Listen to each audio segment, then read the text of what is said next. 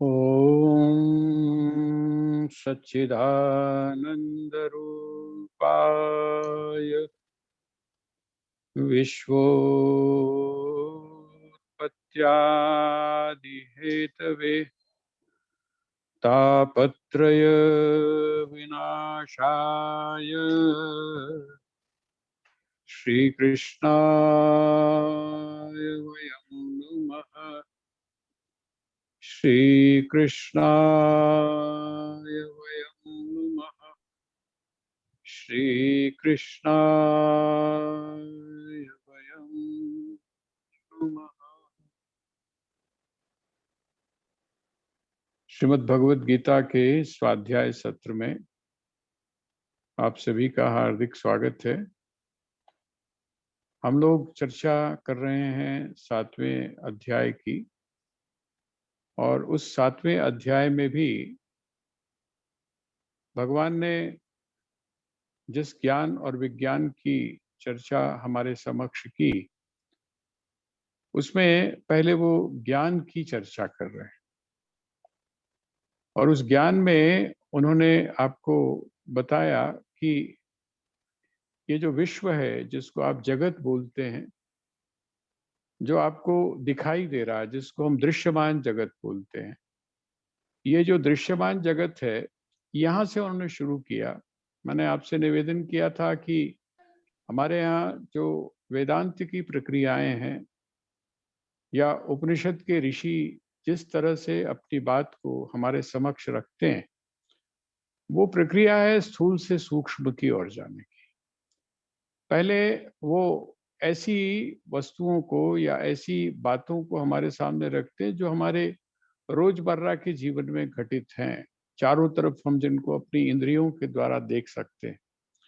और जब हमारा ध्यान इस विश्लेषण की तरफ चला जाता है, जिसमें हम इंद्रियों के द्वारा जिन अनुभवों को या जिस ज्ञान को, जिस संवेदना को प्राप्त कर रहे हैं, उसका एनालिसिस कर सकें, उसकी विवेचना कर सकें, उसके बारे में विचार कर सकें, और विचार भी कैसा, विवेक पूर्वक विचार कर सकें, वो प्रक्रिया जब हमारे भीतर प्रारंभ हो जाती है, वो प्रक्रिया जब हमारे भीतर शुरू हो जाती है, जैसे आपने देखा होगा कि एक व्यक्ति का जो सोचने का तरीका है, वो अगर एक ट्रैक पे हो जाए, उसकी प्रक्रिया अगर एक हो जाए, तो वह हर चीज को उसी नजरिए से देखता है। जिस समय आप जो दृश्यमान जगत है, उसको जिस समय सत और असत इस दोनों नजरिए से जब देखना शुरू करते हैं, उसको आप सुख और दुख इस दो नजरिया से देखना शुरू करते हैं, और आप अलग अलग करना जब सीख जाते हैं, तो वही प्रक्रिया हमको आगे की तरफ बढ़ाकर ले जाती है। और भगवान जो है और हमारे जो ऋषि हैं, वो भी इसी सिद्धांत को अपनाते हैं कि जो दृश्यमान जगत है, इसीलिए कहा गया कि ये जो जगत है, इसको परीक्ष्य परीक्ष्य कर्मचितान लोकान, अर्थात ये जो आपके जो चारों तरफ दिखाई दे रहा है, इसको आप क्या करें, इसको अच्छी तरह परीक्षा कर लें, इसको अच्छी तरह जांच लें। आपको आपके सदगुरु ने, आपके जो शास्त्र हैं, उन्होंने या भगवान ने जैसे अपने मुखारविंद से अपनी बात बताई है, ऋषियों ने जो ग्रंथों के माध्यम से आपको अपनी बात बताई है, अपना अनुभव बताया है, उसको आप भी जांच लें, परख लें। और जब आप जांच परख लेंगे, तब वो जो जांच परख के बाद में जो अनुभव आपको मिलेगा, वो आपका अपना होगा, और उसको फिर टिकाने की कोशिश करें।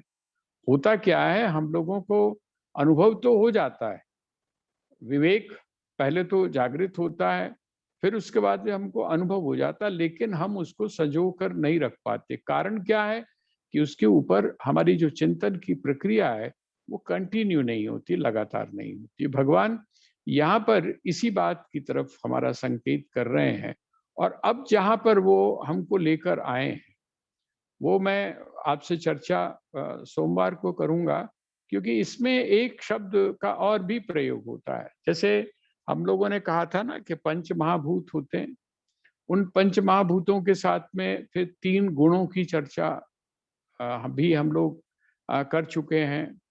और वो जो 3 गुण हैं, जिसको हमने बाद में श्रद्धात्रय के नाम से, क्योंकि एक बार तो हम इसका पाठ कर चुके हैं, एक बार जान चुके हैं, तो उसके साथ में एक शब्द और प्रयोग होता है, उसको बोलते हैं तन्मात्रा। ये जो पंच महाभूत हैं, इन पंच महाभूतों के जो मूल में एक चीज जुड़ी हुई है, उसको हम बोलते हैं तन्मात्रा। उस तन्मात्रा की चर्चा मैं आपके सामने सोमवार को करूंगा, क्योंकि वो थोड़ा-सा विषय गंभीर है और वो बिल्कुल अपने आप में पूर्ण विषय है। अभी हम ये श्लोकों के माध्यम से जो हम जिस बात को जानने का प्रयास कर रहे हैं, क्योंकि उसको जानने के बाद में ये सारी चीज हमारे सामने स्पष्ट हो जाएगी। पंचीकृत पंच महाभूत की मैंने चर्चा की थी, फिर पंचीकृत पंच महाभूतों की मैंने आपके समक्ष चर्चा की थी। अब भगवान हमको बता रहे हैं, अब आप इतना समझ लीजिए कि जो सार है, जितनी भी वस्तुएं, है ना, जितनी भी वस्तुएं जिनको आप पंच महाभूत कहते हैं, उन पंच महाभूतों का जो धर्म है, यहाँ पर धर्म शब्द का अर्थ आप उस अर्थ में मत लीजिएगा, वैसे मतलब वही है, लेकिन अब जैसे पृथ्वी है, पृथ्वी का जो धर्म है वो क्या है, जो जल है उसका धर्म जो है वो क्या है। धर्म का अर्थ होता है जिसके बिना वो चीज न रह सके, जिसके बिना वो चीज न रह सके, उसको हम बोलते हैं धर्म। धर्म का मतलब हुआ सार, जो धारण करता है, जो धारण करता है, धारणा धर्म मिथ्याहुः। कहते हैं जो धारण करता है उसी को धर्म बोलते हैं। आप शब्दों के जंजाल में ज्यादा मत उलझिए, हम सीधा सीधा चल रहे हैं कि ये जो रस है, इस रस का सार क्या है। ठीक है ना, ये जो जल है, ये जल जो है, जल का सार क्या है, तो कहते हैं उसका सार है रस। इसका मतलब जो जल है, जल का धर्म क्या है, कहते हैं वो रस है। अब जिस समय अब आप आगे चल के देखेंगे तो वो क्या बताएंगे भगवान, जो आपको संकेत कर रहे हैं, कहते हैं ये जितनी भी चीजें हैं जो मैं अभी तुमको बता रहा हूं, इनका जो आश्रय है, आश्रय का मतलब जिनके ऊपर ये टिके हुए हैं, इनका जो सार है, वो भगवान कहते हैं वो सब मैं ही हूं, एक एक करके। इसका मतलब क्या हुआ, अभी तो उन्होंने एक एक करके बताया, पृथ्वी का सार मैं हूं, जल का सार मैं हूं, तेज का सार मैं हूं। इसका मतलब अगर हम इस सारी चीजों को एक ही जगह ले जाएं, तो हम ये कह सकते हैं कि जितने भी पंच महाभूत हैं या जो प्रकृति है, पंच महाभूत, क्योंकि हमारे दिमाग में एक सेट हो चुका है बचपन से। हम लोग जब भी सत्संग सुनते हैं, प्रत्येक महापुरुष आपको यही कहता है कि पंच महाभूतों से सृष्टि हुई। लेकिन जैसा मैंने आपसे निवेदन किया कि पंच महाभूतों के साथ में तीन चीजें और थी, तो आठ जो है, इसका मतलब जो प्रकृति है, उस प्रकृति का सार कौन है, तो उस प्रकृति का सार मैं हूं। जैसे इससे पहले जिस समय हम इस प्रसंग को ले रहे थे, तो वहां पर उन्होंने क्या कहा, भगवान ने क्या कहा, भगवान ने कहा कि सूत्रे मणिगणा इव। जिस तरह जो माला बनी हुई है, माला जो बनी है उसमें कौन है, कहते हैं आधार कौन है, वो जो मनके हैं, उन मनकों का आधार कौन है, तो उनका आधार है सूत, वो जो जिसमें वो पिरोए हुए हैं, उनका आधार है। वो कहते हैं इसी प्रकार ये जो अलग अलग अलग जो मनके हैं, अलग अलग जो मनके हैं, अलग अलग जो उनके नाम है, उसका जो सुमेरु है, उसका आधार कौन है, तो कहते हैं मैं हूं, मैं उसका आधार हूं। अच्छा, किसका आधार हूं, तो कहते हैं ये जो मनके हैं इनका आधार हूं। मनके अगर अलग हों तब तो आधार समझ में आता है, लेकिन जब मनके भी सूते ही हैं, तो वहां पर आधार की वो सिर्फ आपको समझाने के लिए।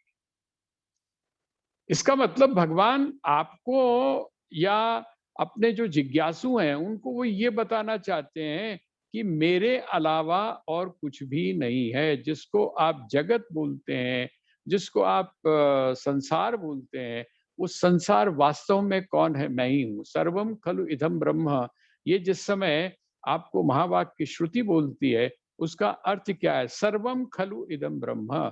निश्चय पूर्वक ये जो भी कुछ आपको दिखाई दे रहा है, ये वास्तव में ब्रह्म ही है। अब आइए हम श्लोकों में आगे बढ़ते हैं।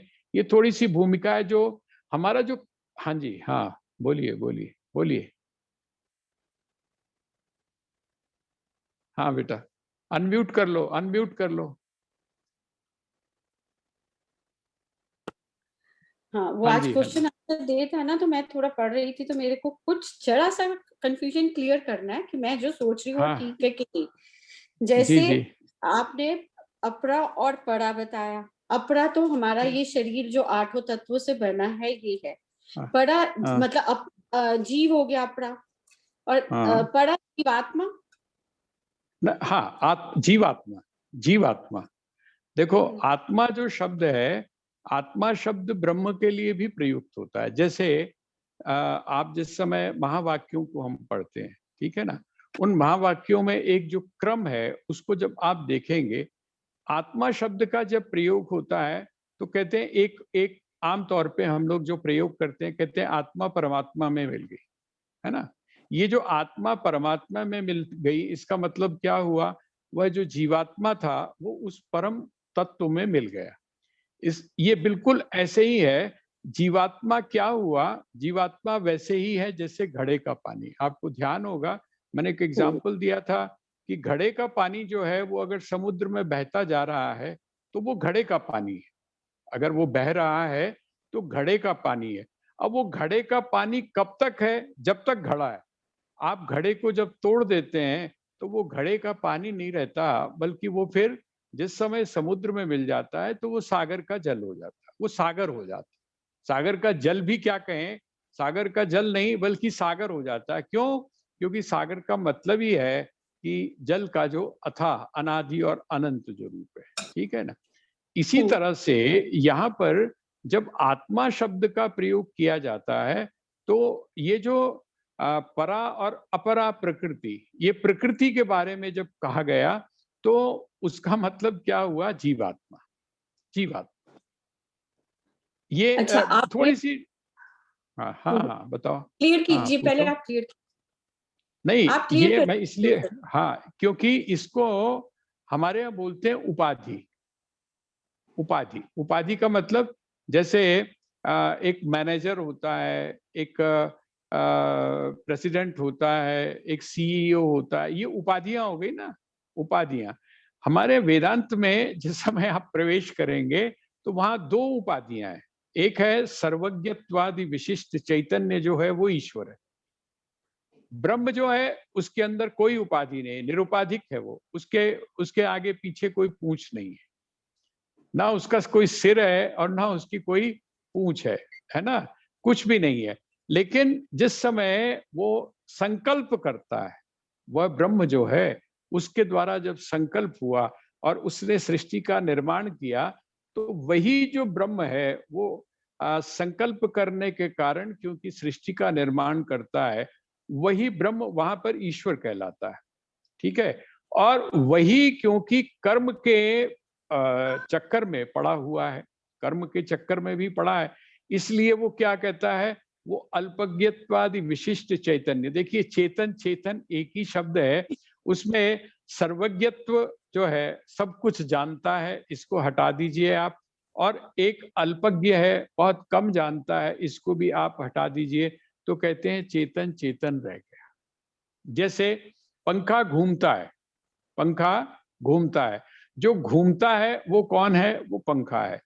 अब एसी जो है वो ठंडक देता है, या हम उल्टा अगर ले लें तो पंखा जो घूमता है वो घूमकर हमको ठंडक पहुंचाता है, और आपके पास में एक दूसरा इंस्ट्रूमेंट है जो हीट होता है, गर्म होता है ना, गर्म होके वो पानी को भी क्या करता है, गर्म करता है। वो कहते हैं आप उपाधियां हटा दीजिए। उपाधियां का मतलब, आप पंखे को एक तरफ कर दीजिए और दूसरी तरफ वो जो हीटर है उसको एक तरफ करिए। अब क्या दोनों जगह क्या बचा, आपने जिस समय पंखे को भी डिस्कनेक्ट कर दिया और आपने हीटर को भी डिस्कनेक्ट कर दिया, उसके पीछे जो ऊर्जा काम कर रही थी वो क्या है, वो इलेक्ट्रिसिटी है। वो ना तो पंखा है और ना वो हीटर है, वो प्योर इलेक्ट्रिसिटी है। कहते इसी तरह से वह जो ब्रह्म है, वह जो परम तत्व है, वो परम। तो यहाँ पर भी यही है कि वो जो प्रकृति है, उस प्रकृति के दो रूप हैं, उनमें एक कौन है? जीव है। वहां पर जब आत्मा शब्द का प्रयोग किया जाता है अगर कहीं, तो हमको ये देखना पड़ेगा कि वो किस संदर्भ में है, उसका संदर्भ रेफरेंस कौन सा है। वो जीवात्मा का रेफरेंस है। मैंने शुरू में भी आपको बताया था कि शरीर के लिए भी आत्मा शब्द का प्रयोग होता है, मन के लिए भी आत्मा शब्द का प्रयोग होता है, ठीक है। बुद्धि के लिए भी उद्धरेत आत्मनात्मानम जिस समय कहा, तो वहां पर आत्मा से आत्मा का उद्धार करें। अब देखिए वहां पर रेफरेंस बदल गया, तो वहां पर क्या है? बुद्धि और मन दोनों हो गए। मन का उद्धार किससे करें? तो कहते हैं बुद्धि के द्वारा करें। तो ये है यहाँ पर ये जो चीज है। अब मुझे लगता है शायद शायद क्लियर हो गया होगा। इसीलिए आपने हमें कहा कि जड़ चेतन को जब जान लेते हो तो हमें उसके भी पार देखना है। हाँ, तो उसके पार ठीक कौन है, हुआ? जो चेतन के जीवात्मा पार है, भी कौन देखिए। है? हाँ हाँ, चेतन जो है, ये जो चेतन है जिसको आप जीवात्मा कहते हैं, इस जीवात्मा और वो जो जड़ है जिसको हमने परा और अपरा प्रकृति, इसका मतलब प्रकृति से परे, जो प्रकृति का भी जो मूल है, ये भी तो बात अभी बोली थी ना उन्होंने कि प्रकृति का भी जो मूल है, प्रकृति इस जगत का कारण है, और उस कारण का भी कारण कौन है? तो कहते हैं मैं हूं। तो जिस समय वो ये कहते हैं कि प्रकृति के पार चला जा, इसका मतलब क्या हुआ? तब तू मुझको जान लेगा, जब तू प्रकृति को पार कर लेगा। पार कैसे करेगा? तो कहते हैं जब तू जान लेगा। हम देखिए, जब आप जान लेते हैं तब आप मुक्त हो जाते हैं। ये बात आपने देखा होगा कि जो खास करके जो साइकोलॉजिकल प्रॉब्लम्स होती हैं, उनके अंदर है कि आपको आपको जब उस चीज की जानकारी, कॉज की जब जानकारी हो जाती है, तो आप वो जो कारण है, उस कारण से आप कारण को जानने के बाद आप मुक्त हो जाते हैं। फोबिया के केसेस में आपको ये चीज बड़ी स्पष्ट दिखाई देगी कि जिस चीज से फोबिया हो, अर्थात आपको डर लगता हो, तो अगर मनोचिकित्सक आपको उस लेवल पे ले जाए जहां आपको पहली बार उस चीज से डर लगा हो, पहली बार आपको उस चीज से डर लगा हो, वो अगर उस जगह पर आपको किसी भी तरीके से, थ्रू मेडिसिन, थ्रू आपको किसी भी तरह से बातचीत करके, या आपको हिप्नोटाइज करके, कैसे भी वहां अगर ले जाता है, तो आप फिर उस भय से मुक्त हो जाते हैं। यही चीज यहाँ पर है। जब आप जान गए, ऋते ज्ञाना न मुक्ति, हमारे यहाँ एक सिद्धांत है कि ज्ञान के बिना मुक्ति नहीं हो सकती, ज्ञान के द्वारा ही मुक्ति होगी। जब आप जान जाएंगे, आपको असलियत का पता चल गया कि अरे प्रकृति तो ये है, और उन प्रकृति में भी दो प्रकार की प्रकृति ये है, और मैं इस प्रकृति से परे हूं। जिस समय आपको इस बात का अनुभव हो गया, तो वो प्रकृति रहे भी कोई फर्क नहीं पड़ता है, आप उससे मुक्त हो गए। तो ये भगवान जो है, लेकिन यहाँ पर अब वो उनका एक तरीका है, भगवान का एक एक शैली है पढ़ाने की या हमको समझाने की एक शैली। उन्होंने जैसा मैंने आपसे कहा, एक चीज का नाम लेते हैं और उसका सार कौन है? मैं हूं। फिर दूसरी चीज का नाम लेते हैं, फिर कहते हैं उसका जो सार है वो मैं हूं। ठीक है, एक एक करके एक एक का सार बताया, और उसके बाद में वो क्या कहते हैं, जैसे एक एक अचानक मुझे अभी दृष्टांत आ गया।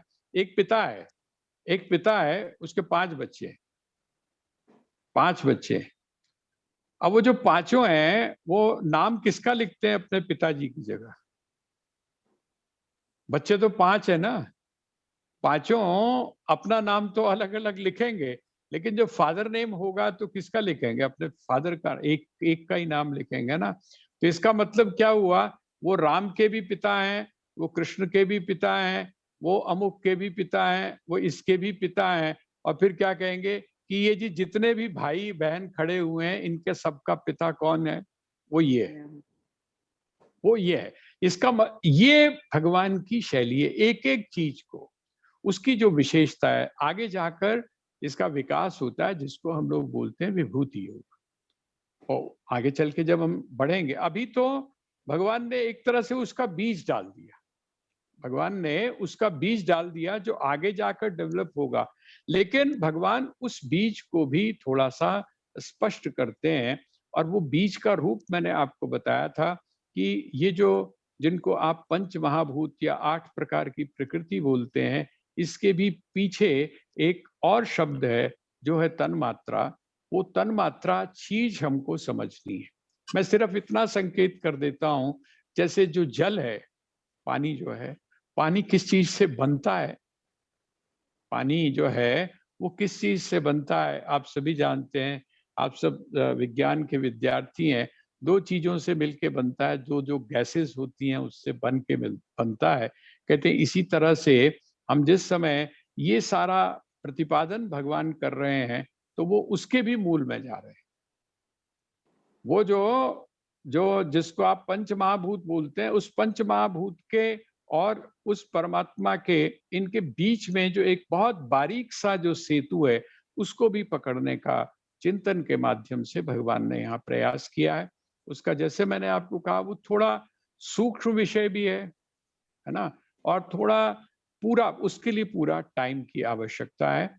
तो हम थोड़ा सा इसको आगे बढ़ा रहे हैं, क्योंकि जिस समय आप सारी चीजों को एक बार देख लेंगे, तो वो जो सूत्र है, वो सूत्र आपको जल्दी समझ आ जाएगा। तो आइए अब हम दोहराते हैं, रसोहम अपसु कौन्तेय। हे कौन्तेय, मैं अपसु। अपसु का मतलब क्या होता है? आपका मतलब होता है, आप जिसको बोलते हैं ना, जल। भूमि रापो, भूमि रापो, आपह शब्द का प्रयोग किया था। तो कहते रस में मैं कौन हूं? तो कहते रस में जो है वो जो जल के अंदर जो रस है वो मैं हूं। प्रभास्मि शशि सूर्ययो। मेरे से किसी ने प्रश्न किया था, ये प्रभा शब्द का क्या अर्थ होता है? प्रभा, देखिए, जो अग्नि है उसकी दो चीजें होती हैं। एक तो होती है प्रकाशक, अग्नि जो है वो प्रकाशक होती है। और दूसरा क्या होता है? अग्नि दाहक होती है। अग्नि में दो चीजें होती हैं, एक प्रकाशक होती है और एक दाहक होती है।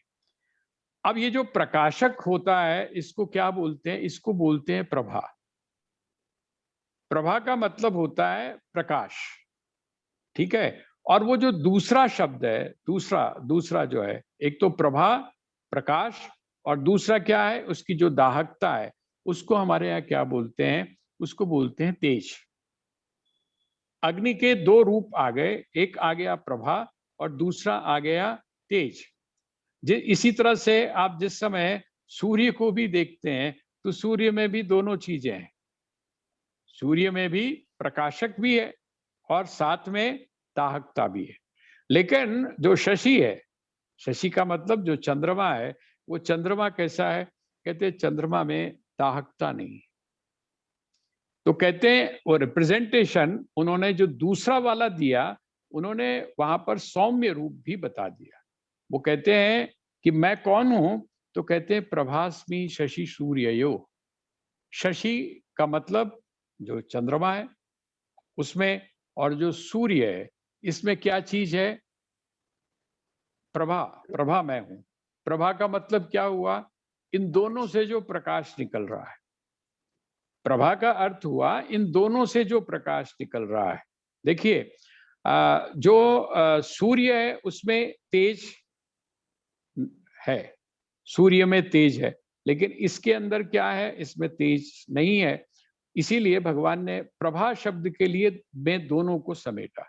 वो जो सूर्य है उसका जो प्रकाशक वाला जो पोर्शन है उसको भी उन्होंने ले लिया, और जो चंद्रमा है उसका जो शांत है प्रकाशक वाला, अब आगे जाके वो जो दूसरा वाला जो पक्ष है, भगवान उसको भी नहीं छोड़ेंगे, क्योंकि प्रभा भी है और तेज भी है, दोनों चाहिए।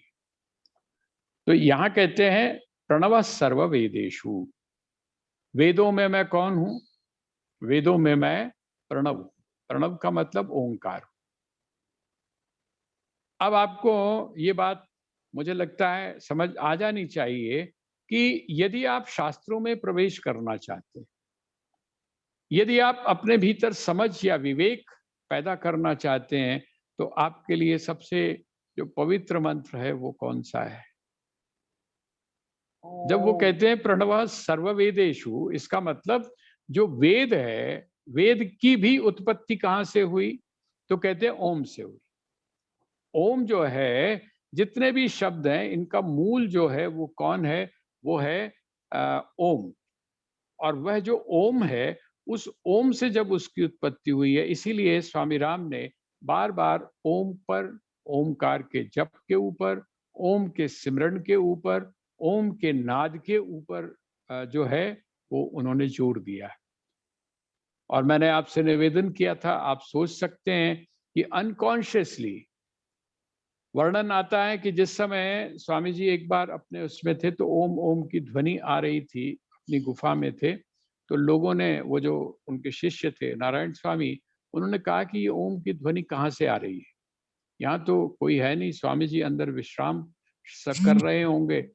जिस समय कहते हैं कि उन्होंने पास जाके देखा तो और कुछ नहीं था, वो जो गुफा थी, जिस गुफा में स्वामी जी विश्राम कर रहे थे, वो पूरी गुफा जो थी वो ओम के नाद से गूंज रही थी। और वो ओम की ध्वनि कहाँ से आ रही थी, वो आ रही थी उनके रोम रोम से। स्वामी हरिओम जी महाराज का के बारे में आप लोग जानते होंगे, आपने उनके बारे में सुना होगा। हमारे अब जो गिने चुने बुजुर्ग हैं, वो लोग रह गए हैं जो स्वामी जी से संबंधित हैं। हमारे बीच में मैं देख रहा हूँ, बहुत स्वामी जी के साथ में उनका बड़ा अभिन्न रूप से रहा, बहुत लंबा संपर्क रहा। उनका नाम स्वामी हरिओम क्यों पड़ा? इसलिए पड़ा क्योंकि प्रत्येक वाक्य के बाद में उनके मुख से ओम की ध्वनि निकलती थी। कभी-कभी तो लोग इतना हिप्नोटाइज़ हो जाते थे